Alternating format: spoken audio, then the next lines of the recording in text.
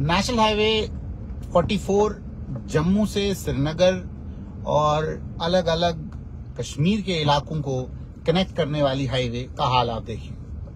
सुबह से हम चल रहे हैं और आप सबसे पहले तो नाशरी में अपना टूल कटवा देते हैं। नाशरी में टूल कटवाने के बाद, चिनैनी नाशरी में टूल कटवाने के बाद आप जब इस हाईवे के ऊपर चलना शुरू करते हैं तो ये हाल है इस हाईवे का। और बीच में तो इतना गंदा रास्ता है कि आप हैरान हो जाते हैं कि एक टोल भी आप दें और टोल भी पूरा दें, उसमें भी कोई रियायत नहीं। और उसके बाद जो है सड़क का वो खस्ता हाल कि आपको 5 से 5.5 6 घंटे जो है इस रूट पे लगते हैं। जबकि ये रूट जब बताया गया था कि इस रूट पे जो टाइम स्लैब होगा वो कम हो जाएगा, लेकिन आप देख सकते हैं हम नसलाना में हैं।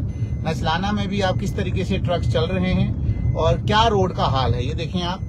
पीछे बारिशें हुई थी, बारिशों की वजह से जो है इस रोड का बुरा हाल हो गया है। ना कोई मेंटेनेंस है, ना कोई इस रोड को देखने वाला है। National highway authority of India जो है वो इस रोड को मेंटेन करने के लिए हमसे पैसा लेती है, इस रोड पे चलने के लिए हमसे पैसा लेती है। लेकिन इस रोड का हाल अगर आप देखें रामबन से लेके बानीहाल के उस स्ट्रेच का, तो आप हैरान हो जाएंगे कि किस बात का टोल जो है हमसे लिया जा रहा है।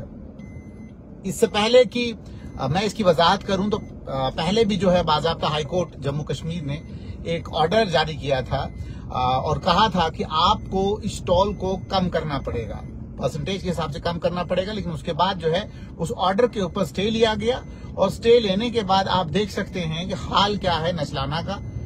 जैम पैक्ड है, आप थोड़ी सी भी कोई गाड़ी खराब हो जाए तो इस रूट के ऊपर आपको 5 से 6 घंटे लगते हैं। और खासतौर पे जो जम्मू से लेके चिनैनी तक का है वो तो रास्ता बिल्कुल ठीक है, लेकिन जो चिनैनी नाशरी से जो रास्ता शुरू होता है, जब चंद्रकोट से आगे आप चलना शुरू कर देते हैं तो जैसे ही रामबन का स्ट्रेच स्टार्ट हो जाता है, रामबन टू बानीहाल का स्ट्रेच, इस स्ट्रेच में जो हाल पहले था वही हाल अब भी है। जो 4 लेन बनाई भी गई थी वो 4 लेन भी डैमेज हो गई है। बहुत सारी जगहों के ऊपर जो है भूस्खलन हुआ है, पत्थर आए हुए हैं। और इस रोड के ऊपर जितने भी ड्राइवर हजरात हैं वो ट्रक चलाते हुए होते हैं, या गाड़ी चालक जितने भी हैं जो सवारियों को बानीहाल ले जाते हैं या श्रीनगर ले जाते हैं, उनके लिए तो रोजमर्रा का ये मसला है। एक तो टोल भी दो और उसके बाद रास्ते का हाल आप देखेंगे तो रास्ते का हाल बहुत ही खस्ता और बुरा है।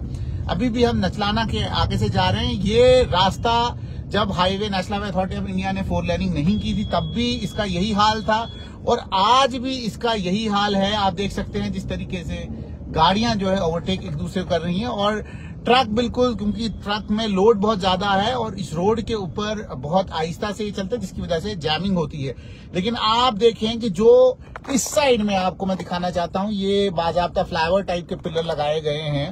मैं पिछले 6 महीने से इन पिलरों को देख रहा हूं, कोई भी इसके ऊपर आमदोरफ्त नहीं हो रही है, कोई भी बदलाव नहीं हो रहा है।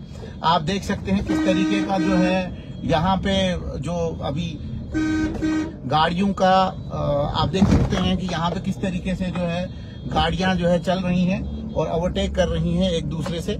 और ये देखिए आप, ये हाल है ये पूरे इस इलाके का कि इतनी तरक्की होने के बावजूद भी जो है national highway authority of India पूरा टोल ले रही है लोगों से, लोग दे रहे हैं और इसी रास्ते के ऊपर जो है जैम कॉन्टिन्यूअस चल रहा है और कोई भी दुख रुख मतलब सुनने वाला नहीं है। इवन जो अभी यूटी के सीएम भी हैं वो भी इस रूट से चलते हैं, लेकिन उनके लिए तो चलो कैवल कैड है, पूरा रास्ता खाली किया जाता है। तो उनको भी हमारे माध्यम से ये कि आप देखें इस रूट के ऊपर आज भी अगर टोल पूरा लिया जा रहा है, पैसे लोगों से लिए जा रहे हैं और खास तौर पे जितने भी ट्रक चलाने वाले लोग हैं या जो सवारियां ढोते हैं उनसे भी अगर टोल पूरा लिया जाता है तो सड़क कहाँ है?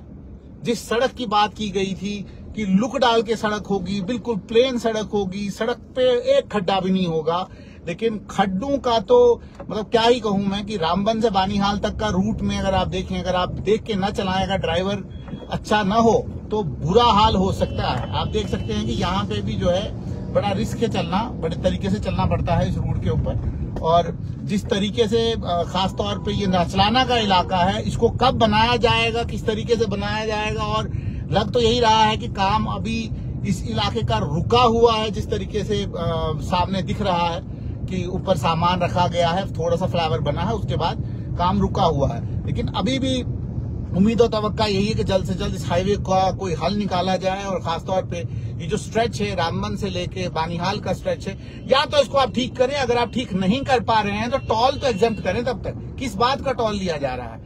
मतलब कौन सी ऐसी इस रास्ते के ऊपर आपने 4 लेनिंग करके रखी हुई है कि अनइंटरप्टेड रोड है, कोई भी जैम कभी नहीं होता है। मतलब आप टोल दे रहे हैं किस बात का? कि भाई आपको रोड बिल्कुल अच्छा मिले, रोड बिल्कुल बैक टॉप्ड मिले और गाड़ी आपकी बिल्कुल स्मूथ चली जाए। लेकिन पैसा भी आप दे रहे हो और रोड का खस्ता हाल है। पीछे जैसे ही बारिश पड़ती है रोड बंद हो जाता है, और बंद नहीं होता, रोड खिसक भी जाता है। और उसके बाद जो है national highway authority of India के जो उम्दा साइंसदान है वो ये कहते हैं कि जनाबे आला भूस्खलन हुआ, सड़क में ये इश्यूज थे, ये हुआ, पानी जोर से आया, और ये सारा जो है ये तमाशा जो है ये कहा जाता है।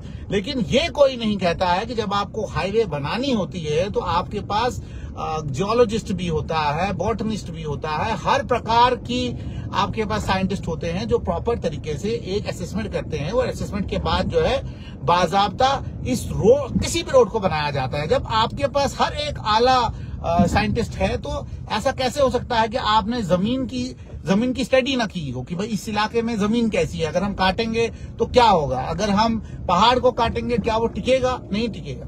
तो पूरे इस इलाके में रामबन से लेके बानीहाल में अगर मैं आपको बताऊं तो रास्ता जो है खस्ता हालत में है, रास्ते की सुख दुख देखने वाला कोई नहीं है।